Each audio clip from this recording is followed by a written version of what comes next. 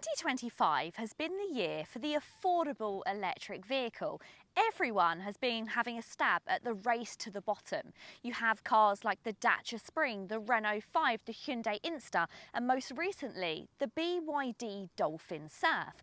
And all of these cars, although they've just launched, have been years in the making. I first went to go and see the Citroën ë-C3 back in October 2023. And back then, Citroën's focus was all about the things you need and nothing you don't, taking things back to basics, building an affordable car, and even taking things like safety back to basics, not racing to get those 5 stars if it meant they could produce an affordable electric vehicle. Well, skip forward to 2025 and the Citroën ë-C3 has finally launched. But cars like the BYD Dolphin Surf, well, they're also just as affordable, but they come with more kit and also they're safer. So has Citroën done the right thing by going for the affordable but scrimping on some of the luxuries? Well, I'm finally getting a chance to test out the Citroën ë-C3, and actually Citroën has a little bit of a secret weapon, something that the rest of those rivals that I mentioned doesn't have. This is actually available as a van for all under £25,000, and in fact, once you take incentives into place, you can have a Citroën ë-C3 van for under £20,000. But is it any good? Well, that's what we're going to find out. Hi guys, I'm Tish and welcome back to Auto Social UK. Today we're talking all things Citroën ë-C3. We're going to be talking about the passenger car, but I've actually got one of the vans to see whether this makes sense as a commercial vehicle. So if that sounds good, then please keep watching. And if you like new car reviews and car content, well, you're in the right place. Go ahead and hit the subscribe button. So to begin with, why don't we talk about the standard specifications that you can get in the Citroën ë-C3 and how much range and power that gets you. In the UK, the Citroën ë-C3 now starts at £22,095 on the road for the Plus trim, rising to £23,690 for the top spec Max. Both of these models get a 44 kilowatt-hour battery, and that gives you a WLTP combined range of 199 miles. That's pretty good for this price bracket. BYD's Dolphin Surf undercuts the ë-C3 significantly, £18,650 for the entry-level active model. However, that's a 30 kilowatt-hour battery and a 137-mile range, while the more comparable Boost is £21,950, and that gets a 43.2 kilowatt-hour pack and a similar 200-mile range. As for the Renault 5 E-Tech, it starts from £23,000 for the 40 kilowatt-hour base, rising to around £27,000 for the 52 kilowatt-hour version. That offers up to 251 miles of WLTP range. However, arguably will be more palatable for most people. So BYD offers undercutting prices with an impressive tech for less. But with a smaller battery on the entry-level model, Renault gives more range for more money, especially with the 52 kilowatt-hour version pushing over 250 miles, but it comes with a higher outlay. The ë-C3 neatly splits the difference. It's not the cheapest and it also doesn't go the furthest, but it has a usable 200 miles of range. But how does the rest of the car stack up? Well, let's check it out. Styling is always a personal choice, and whether you like the retro hatch styling of the Renault 5 or you like the baby SUV styling of the Citroën ë-C3, well, that's all going to be down to you. I like both of them for different reasons. I like the fact that the Renault 5 is a bit different from all of the other baby SUVs that we have.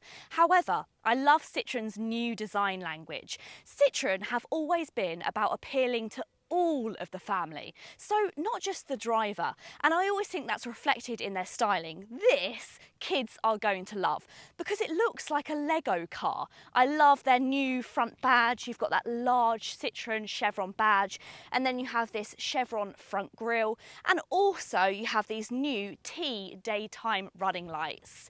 It also looks great in this colour, so you have the contrasting blue and then you have the roof in black and also the door mirrors. It sits on steel wheels.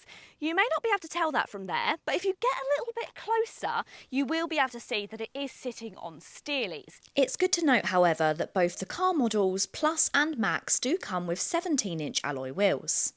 It may also be important to you what the wheels are wrapped in. So unlike the BYDs, which often get cheaper Chinese-made tyres, you do have Goodyear tyres, which are efficiency grip on the Citroën ë-C3, which should give you better ride quality.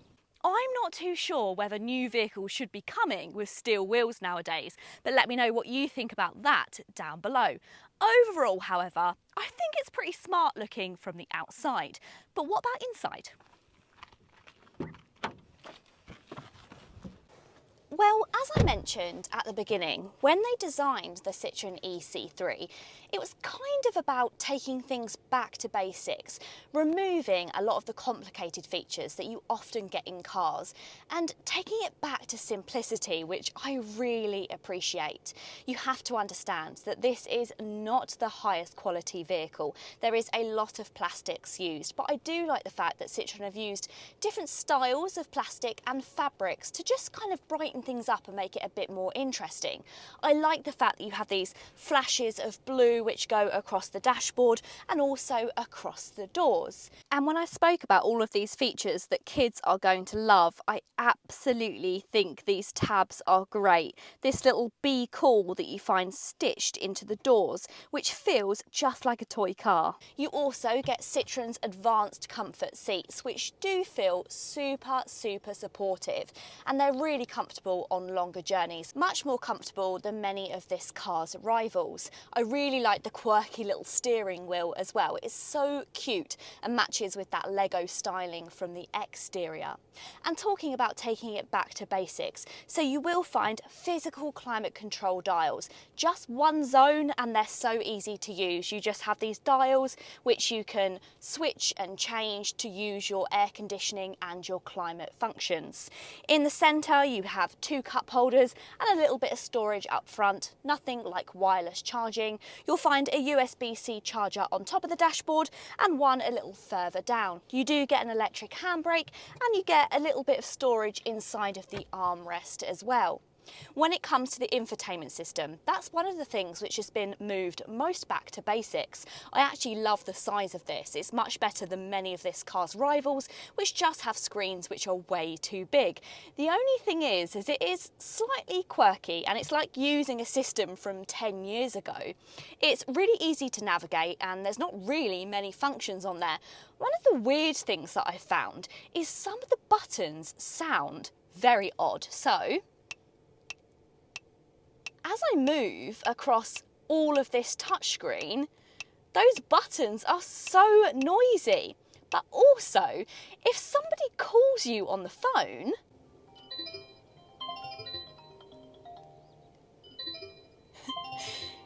you have the iPhone sound in the background and then this really weird tinkling sound over the top, which sounds like it's from the 90s. It's weird, but I kind of like it. Okay, so that's the majority of the interior, and there's not much more to report on. So what do you actually get as standard in the Citroën ë-C3? Well, the Citroën ë-C3 van is only available in one specification, which starts from £17,535. That's exclusive of VAT, and impressively it gets head-up display, the 10.25-inch touchscreen, Apple CarPlay and Android Auto, automatic headlights, automatic wipers and rear parking sensors. When it comes to the standard passenger car, the ë-C3 Plus features an almost identical specification to the van, but the top-of-the-range Max adds electric rear windows, heated windscreen, heated steering wheel, heated front seats, wireless smartphone charging, automatic air conditioning and a reversing camera. Regardless of which version you opt for, they all get a 7.4 kilowatt onboard charger with 100 kilowatts of fast charging capability, which due to the relatively compact battery means it can take as little as 20 minutes to be back on the move. Behind the wheel, the ë-C3 surprises. It's not fast, 0 to 62 takes around 11 seconds, but with the torque delivery it's smooth, and for town driving it feels punchy. The electric motor pulls cleanly up to 50 miles per hour, and while it's not going to thrill keen drivers, it's more than competent for commuting, school runs and even motorway jaunts. But the real highlight? Well, it's a Citroën, so it's got to be ride comfort. Citroën's progressive hydraulic cushion suspension setup means that it's one of the comfiest small cars out there. Speed bumps, potholes, rough tarmac, it takes them all in its stride. The Dolphin Surf, by contrast, can feel a little jiggly over imperfections, and the Renault 5, while sportier, has firmer dampening as a result of that. Steering is also light, visibility is excellent, and the turning circle is tight. However, whilst that's all positive for the passenger car, you do have to note that in the van version, because of the blacked out windows at the rear, over-the-shoulder visibility is particularly poor, and it can be an issue when pulling out of junctions. Noise insulation is good at low speeds, but wind and tyre noise do creep up above 60 miles per hour. Still, it's better than you'd expect for this price point. In my time with the ë-C3, I've been seeing efficiency figures hovering around 3.6 to 3.8 miles per kilowatt hour, and that was for my longer journeys, which is respectable for a car in this class. That translates to a real-world range of about 150 to 170 miles on a full charge in typical British conditions. However, around town is where this car really shines. I've actually been getting closer to 5 miles per kilowatt hour, which nudges towards the full 200-mile claim. But head out on the motorway, especially in colder weather, and due to the lack of heat pump, that range will really start to drop. So it's decent for day-to-day use and especially good in urban environments. But if you're regularly doing long-distance trips, you'll need to plan your stops. No physical backseat review in this video, because actually I have a version without back seats. As I mentioned, this car has a bit of a superpower, and that's the fact that it's available as a commercial vehicle. Starting at just under £22,500, the ë-C3 van gets all the same standard range and charging capabilities, but it gets rid of the back seats. And in fact, if you have one of the current public grants for electric vehicles, then you get this on the road for just under £20,000, making it one of the most affordable electric vehicles or electric vans that you can currently buy. Pretty smart by Citroën. But what do you actually get? Well, you get a 300 kilogram payload. And completely removing those rear seats gives you a 1.2 metre floor, 730 litres of space under the cover, or a whopping 1,220 litres if you remove it. It also gets a mesh bulkhead and durable lining.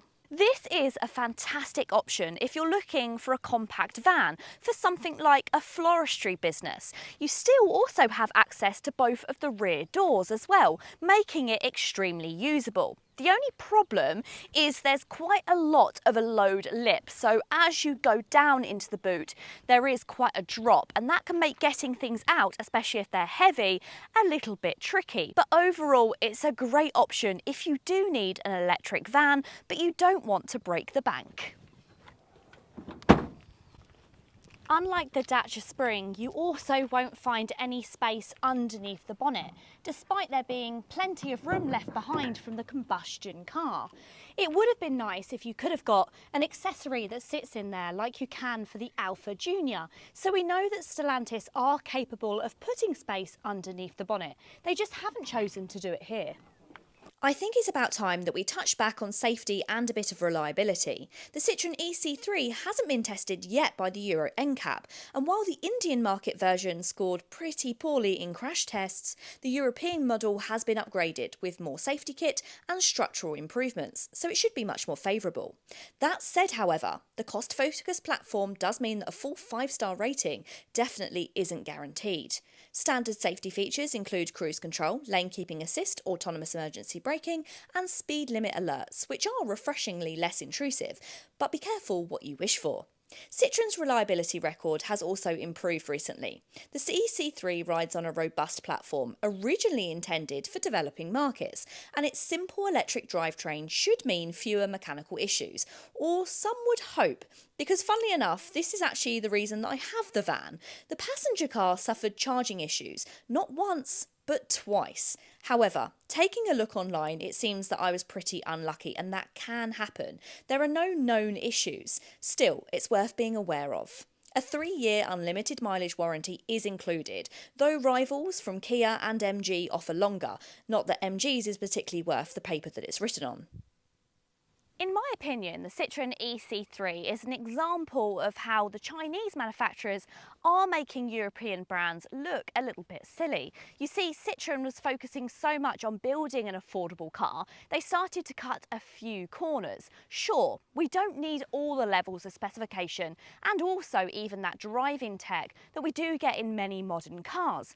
But cars like the BYD Dolphin Surf, they prove that you can have your cake and eat it. You can build an affordable car and still have all of the safety technology and all of the modern technology that you get in much more expensive cars. However, the ë-C3 is going to be the perfect model for people who don't want anything which is too complicated.